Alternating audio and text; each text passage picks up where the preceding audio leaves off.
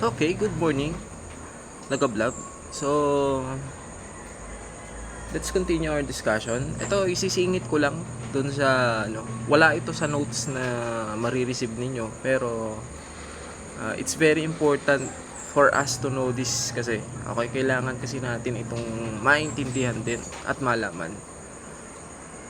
Okay, so, let's talk about the forms of investigation. So first one, we have what we call formal investigation. So pag sinabing formal investigation, it refers to official inquiry conducted by a government agency. Okay, yun lang ang keyword dyan. Basta investigation na ginagawa ng ating ahensya ng mga gobyerno, ang tawag po dyan ay formal investigation. That is the first element. The second element, this investigation is an effort to uncover facts and determine the truth. Okay, so pag nabasa nyo yan, basta investigation conducted by government agency. And the purpose of that investigation is to uncover the facts. Ibig sabihin, malaman ang mga bagay-bagay at malaman ang katotohanan. Yan po ay isang formal investigation. And second one, it is an inquiry concerning a criminal. So, ibig sabihin, pag sinabing formal investigation, those are investigation conducted by our law enforcement agency.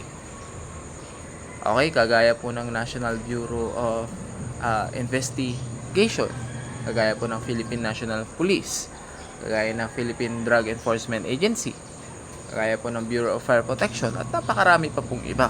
Okay, sa lahat po ng mga law enforcement agency, mga nagpapatupad po ng batas concerning those people who committed criminals, okay, mga criminal, yan po ay tinatawag natin na formal investigation. Okay, sir, bakit po kailangan pang mag-imbestiga ng National Bureau of Investigation regarding a crime? Nandiyan naman po ang Philippine National Police. 'Di ba? Hindi nyo ba naisip 'yun? Kasi pag merong pinatay, bakit minsan NBI ang nandun instead of the Philippine National Police? Ano ba ang jurisdiction ng National Bureau of Investigation? Ano ba ang jurisdiction ng Philippine National Police? Okay. Meron kasing mga crime na kung saan eksklusibo lang sa NBI. Kumbaga, kapag itong mga taong to yung pinatay, or kapag itong mga crime na ito yung nangyari, ang leading agency who investigate on that is the National Bureau of Investigation. Bigyan ko lang kayo ng sample. For example, isang kagawad pinatay. Okay. Pag kagawad ang pinatay, Philippine National Police lang ang mag-iimbestiga. Pero kapag ang pinatay ay high profile, for example, pinatay judge, ang mag-iimbestiga dyan, matik yan, National Bureau of Investigation. Kapag ang pinatay ay yung mga kilalang personalidad, pinatay presidente, okay? Example lang vice president, okay, senador, mga ganyan. Okay? Diyan mag-enter si National Bureau of Investigation. Ano pa? Kapag may kinalaman naman sa cybercrime, ang leading agency din na mag-iimbestiga po dyan is National Bureau of Investigation din. Okay, halimbawa, kung papansin niyo yung mga scammer, diba? Yung mga online scammer, kung mapapansin niyo yung mga sextortion, yung mga, alam niyo ba yung sextortion? Yung kung saan merong babae tsaka lalaki na merong relasyon dati, tapos suddenly nag-break sila, tapos yung lalaki ayaw niya makipag-break, ayaw niyang payagan yung paghihiwalay nilang dalawa ng babae. So tinatakot niya ngayon yung babae na kapag hindi ka pumayag na makipag-sex sa akin, ikakalat ko yung sex video natin, or kapag hindi mo ko binigyan ng pera, ikakalat ko tong 6 video natin. Ganyan. That is extortion. Okay? So, nasa jurisdiction din yan ng National Bureau of Investigation. Aside from that, napakarami pa pong jurisdiction. Okay, pag sinabi jurisdiction, sakop. Okay, sakop ng National Bureau of Investigation. Pero si PNP, meron ding anti-cybercrime group yan. Okay, meron din silang cybercrime group. Pero we're talking about the leading agency kasi. Diba? Ganon din pagdating sa drugs. Sir, meron din naman pong PNP, Philippine Drug Enforcement Group. Okay, meron din naman sila. Bakit kailangan pa natin ng PDEA? Si PDEA kasi, that is under the Office of the President. But the PNP is under the DILG. Tama po ba? According to law, the RA 9165 or the Comprehensive Dangerous Drug Act of 2002, the leading agency when it comes to drugs is the Philippine Drug Enforcement Agency. This is the main agency when it comes to the investigation concerning the illegal drugs. Okay, pero nandiyan din naman si PNP. Nag-iimbestiga din sila when it comes to that. Kasi nga meron din silang National Support Unit na may kinalaman din o na merong trabaho din when it comes to investigation concerning the usage, cultivation, or selling ng illegal drugs. Okay, so second one, we have the inquest. Ito, ilang beses ko nang na-discuss po sa inyo ito. At uulitin ko ulit para po sa mga kasama natin na talagang tamad po talagang mag-aaral eh. Actually, yung mga senior ninyo kapag nagbabantay sa inyo during exam or quizzes, alam nila, nakikita nila na meron nang bantay, may nagkukodigo pa rin, diba?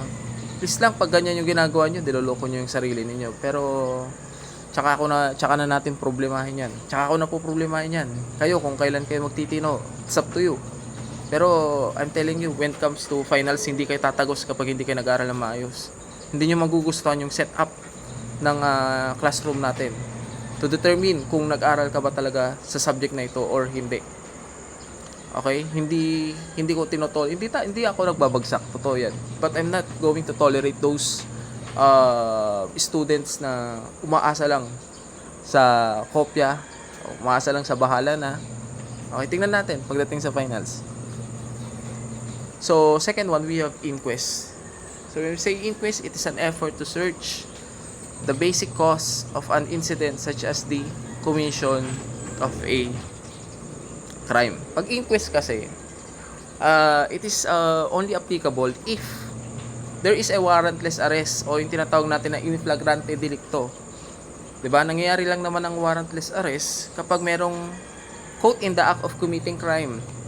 Tama ba? Yung nahuli sa akto na gumagawa or ginawa ang isang krimen. That is what we call in flagrante delicto. Now, if you're there nung nangyari yung krimen na yun, hindi mo na kailangan ng warrant of arrest. Tama ba? Hindi mo naman pwedeng sabihin, pre, dyan ka muna, kuha lang ko ng warrant hulihin kita. No. Kailangan nyo ng arestuhin kagad. Okay? So, yun yung warrantless arrest na tinatawag natin. Pagka warrantless arrest niyan, dadalhin sa presinto, tama? Ang mangyayari dyan, it is not a formal investigation. What will going to do by the law enforcement agency, what will going to do by the prosecutor is what we call inquest investigation. Si formal investigation, that is conducted by law enforcement agency. Pero si inquest investigation, preliminary investigation, diba? Ganyan ba? It's conducted by the prosecutor, fiscal. Okay, fiscal pong gumagawa niyan. What they are going to determine when it comes to inquest investigation is if proper ba yung pagkaka-aresto doon sa suspect. Okay? Another is they're going to determine the basic cause of the incident. Ano bang nangyari doon? Okay, totoo ba na siya yung gumawa ng krimen?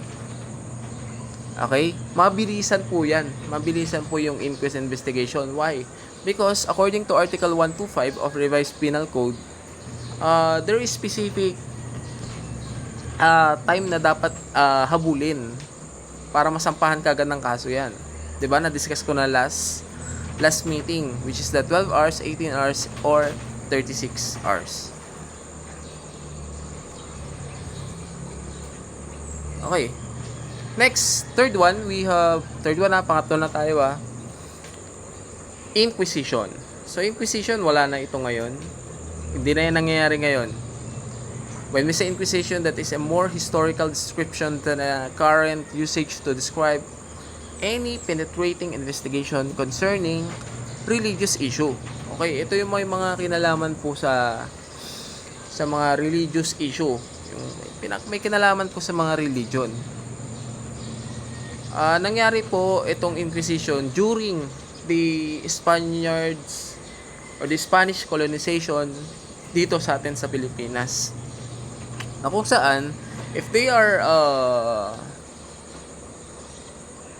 kapag nalaman nila na ang isang Pilipino noon ay heretic. Alam niyo, heretic yung hindi naniniwala sa relihiyon, hindi naniniwala sa Diyos.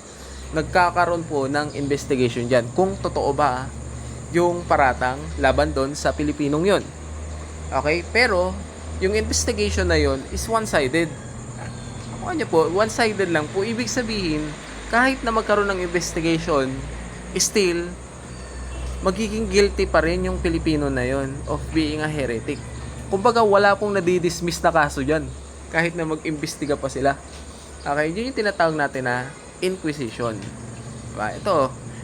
Itong nakikita nyo po is the ancient form of death penalty. Death penalty po talaga yan kasi mamamatay po yan. Ang tawag po dyan ay the will. Okay, na kung saan itatali po yung tao dyan. Nakikita nyo naman, di ba? Sa parang gulong. Tapos, iikot po yan sa mamatay. Okay? So, 6 a.m. na. Yan. Okay, so that is what we call Inquisition. Sa subject ninyo, sa Correctional Administration 1, 'di ba, Institutional Correction, marami pa kayong mapag-aaralan doon regarding the ancient kinds of punishment. Very cruel po yung mga yun, diba? Actually, dito sa Pilipinas, aside from the will, yan, yung nakikita niyo sa picture, ang ginagawa din nila is yung garote. Garote yung ginamit po sa pagpatay sa tatlong paring martir, si Gomez, Burgos, at si Zamora. Okay, Gomez, Burgos, at Zamora. Si Gumburza, yung kilala natin na Gumburza. Yung ginamit nilang pagpatay sa kanila. Garote po yung tawag doon.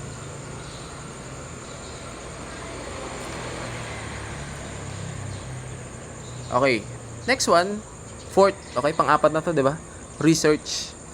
Research, it is the most employed type of investigation, refers to the careful, patient investigation done by scientists. Okay?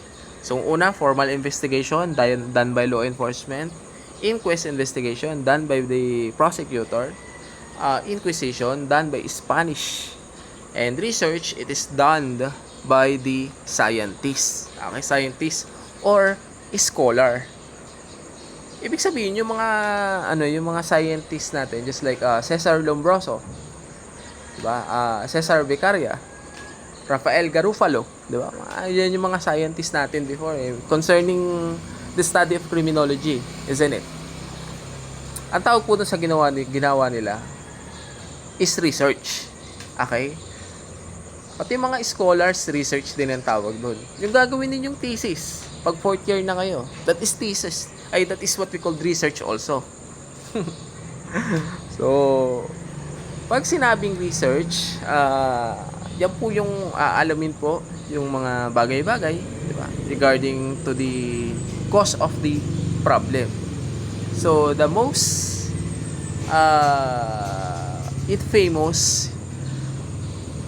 personality when it comes to research sa field ng criminology is siyempre wala nang iba, the father of criminology himself, Cesar Lombroso.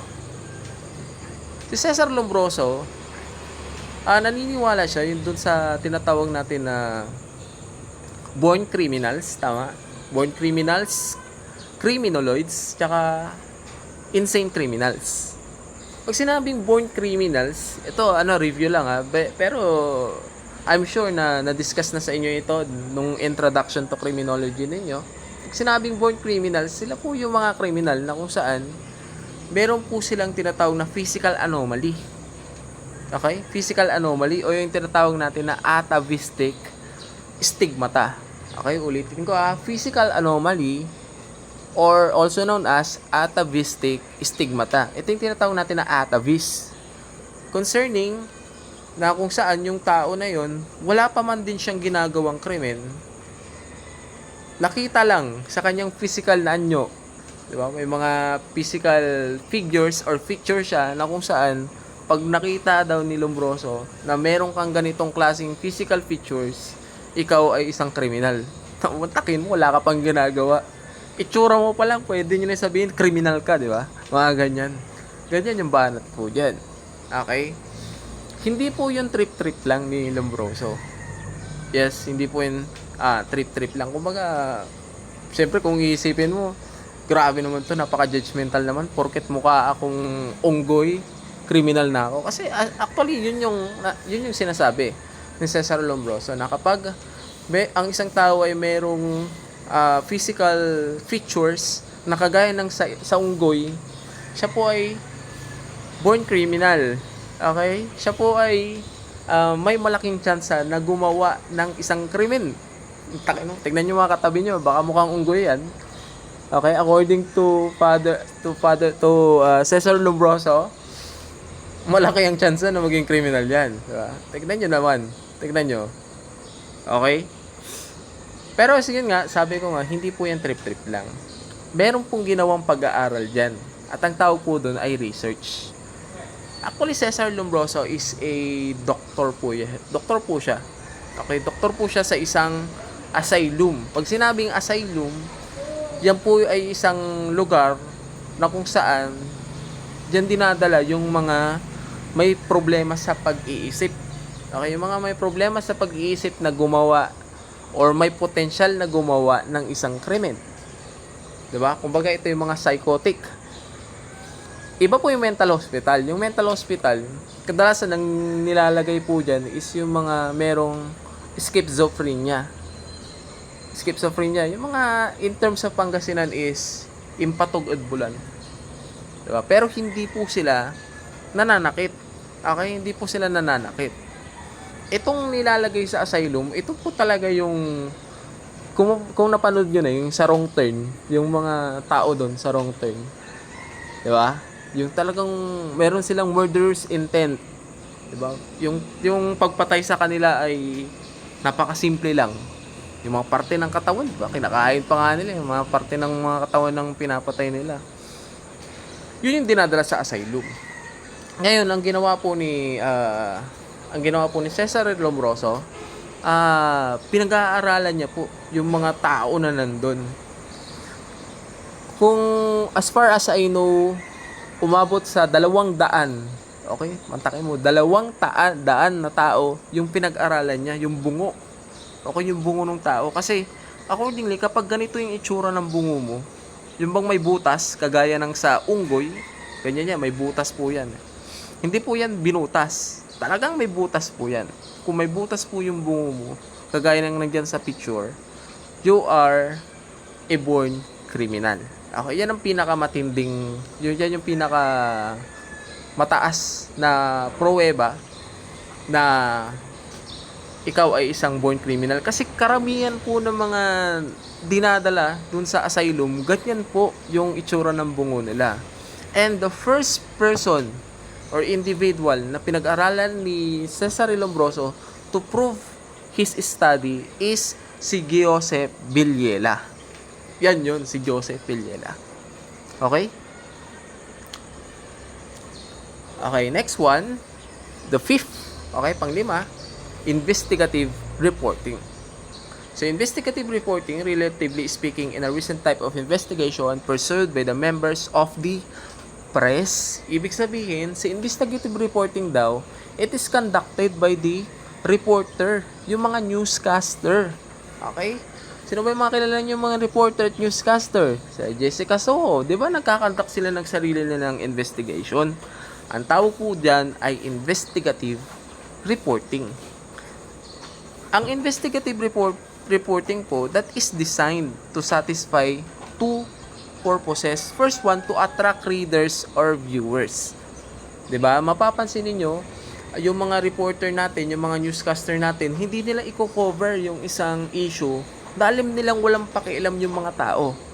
Pero kapag halimbawa yung tao sikat na sikat, 'di ba? Sikat na sikat yung tao, artista. Tapos gumawa ng katarantaduhan, bentang-benta sa mga tao. Yun yung tina-target nila because the purpose of investigative reporting is to attract readers or viewers, yung mga nagbabasa ng dyaryo at saka yung mga nanonood sa TV or sa social media. Second one is to get the roots of the problem. Of course, the second purpose of investigative reporting is to know ano ba yung talagang issue, ano nga ba talaga yung nangyari.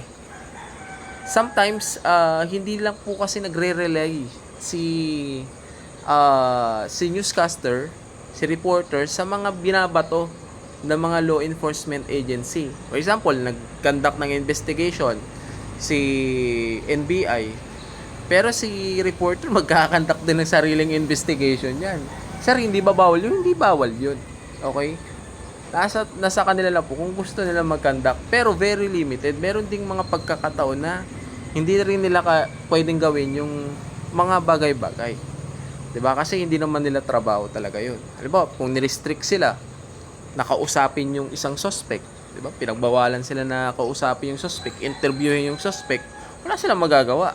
Pero si law enforcement agency, kayang-kaya nilang gawin kasi nga trabaho nila 'yun. So, example po ng investigative reporting natin, syempre si SOCO or Scene of the Crime Operatives. Ano ba pangalan nitong lalaki na to? Itong reporter?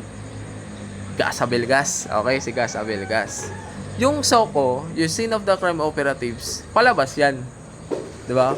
Pero may SOCO din talaga when it comes to the police operation. 'Di ba? Pag nagkakaroon po ng investigation, papansin niyo may mga tao doon na nakasuot ng uniforme, nakasulat sa likod, SOCO. Okay, ano ibig sabihin ng SOCO na yan? Scene of the Crime Operation. Okay, hindi po operatives. Yung operatives, palabas yun. Pag operation, yun, yung nakikita natin sa crime scene mismo.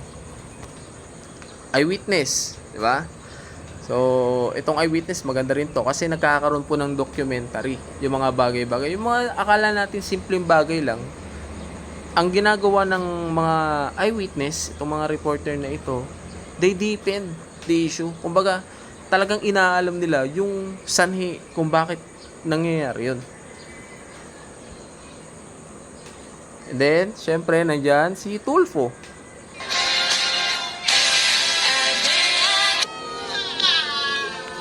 Bigyan tubig si nanay. Alam mo sir, pwede ka makulong dito.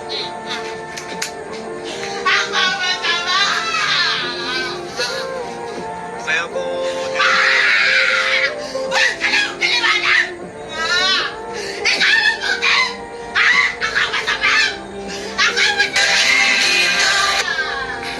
Tumahimik ka na lang sir. Ako nagluluto! Nagpapasahod! Para magkaroon kami ng pera! Anong ginagawa mo? Pumunta ka na sa bahay! Nakiusap ako! Na kung pwede wag ka nang babalik dito! Anong ginagawa mo? Paulit-ulit ka! Sino ba talaga ang masama? Ako! Okay, so another example of investigative reporting is si Tulfo. Tama, na kung saan meron dong complainant at syempre nandun din yung kino-complain. Ang mangyayari, si Tulfo pupunta sa gitna tapos aalamin kung ano ba talaga yung naging cause nung kanilang bangayan. 'Di ba? Nandun din yung meaning niya. Yung cause inaalam nila. Tapos hindi sa lahat ng pagkakataon yung complainant yung nagrereklamo yung pinapanigan ni Tulfo. Meron din mga pagkakataon na yung nirereklamo yung pinapanigan mismo ni Tulfo. Kasi nga on the spot nagkakaroon sila ng investigative reporting. Naalam nila kung ano talaga yung naging cause or sanhi nung bangayan between two parties.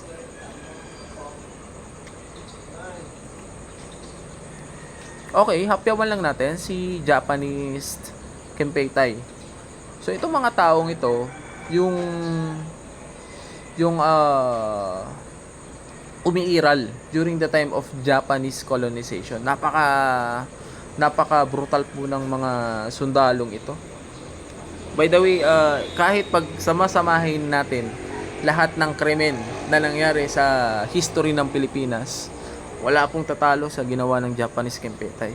They are the worst war criminals of World War II. Okay, sa Japan, yung Japanese Kempeitai kasi during their colonization dito sa Pilipinas, that is from 1942 to 1945, on the spot po yun, wala nang investigation, ganyan po yung nangyayari. Talagang babaril, papatayin po kagad yan kapag mayroong kahit maliit lang na ginawang krimen. On the spot, papatayin po nila. Sa kanila din po yung Bataan Death March. Diba na kung saan, libo-libo po yung namatay dyan. Maglalakad po sila from... Saan pa sila galing nito? Sa milya-milya po yung nilakad ng mga to eh. Hanggang sa, yun, maraming namamatay kasi walang pagkain, walang tubig. Okay, Pepsi Paloma. Siguro, kahit papaano nakikita nyo naman ito sa social media. Pero hindi pa rin nila alam kung sino talaga yung pumatay dito sa... Actually, artista ito, si Pepsi Paloma. Pero ang pinalabas, nagpakamatay daw siya. Pakamatay siya. Pero, accordingly, ang nangyari, nirate daw sila ni Big Soto tsaka ni Joey De Leon. Hindi natin alam, di ba? Okay, so that is the end of our discussion. Sa ngayon, kasi medyo naglalaba ako eh. Tuloy na lang natin yung discussion natin mamaya. Okay? So, good morning and see you later.